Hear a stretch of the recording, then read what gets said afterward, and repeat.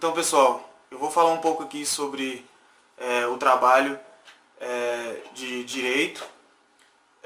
O nosso trabalho vai falar um pouco sobre o poder estadual. O nosso trabalho vai consistir basicamente nessa introdução que eu vou fazer. Vou falar um pouco sobre o que é o Estado e como ele é constituído, né? O que tem dentro do Estado para administrar e gerir o Estado de uma forma, de certa forma. Aí a gente vai falar um pouco sobre a atuação dos três poderes no âmbito estadual, que vai ser apresentado pelos nossos colegas, e alguns vídeos e entrevistas que a gente conseguiu para o trabalho. Então eu vou falar um pouco sobre o governo. O governo é o principal meio de interligação entre os interesses do Estado e os interesses federais. No nosso caso, no Brasil, a gente tem 27 unidades federativas, sendo 26 estados, né, que a gente conhece, e um Distrito Federal. São autônomos e autogerenciais, ou seja, eles mesmos se autogerenciam e criam os seus parâmetros básicos, criam as suas leis, por exemplo. E outros tipos de leis de alta arrecadação, de impostos, essas coisas. O Estado é basicamente dividido entre essas três vertentes, né? O poder legislativo, o poder executivo, o poder judiciário. Dentro do poder legislativo a gente tem a Assembleia Legislativa, formada pelos deputados. O poder executivo é o governador e o vice-governador. E o judiciário são os tribunais estaduais. A Assembleia Legislativa, como eu já falei, ela é formada pelos deputados, que são no mínimo 8 deputados e no máximo 70.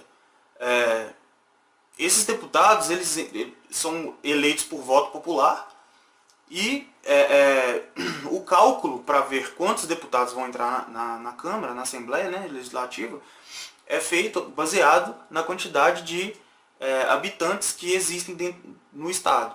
Então, se um Estado tem muitos habitantes, com certeza ela vai ter mais deputados. Se tem menos habitantes, menos deputados.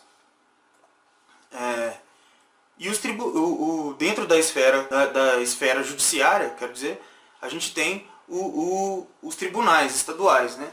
Que são o Tribunal de Justiça, o Tribunal de Justiça Militar, os tribunais de júri, os juízes de direito, auditorias militares, juizados especiais e juizados de pequenas causas, que estão ali dentro para trabalharem de acordo com as suas áreas específicas.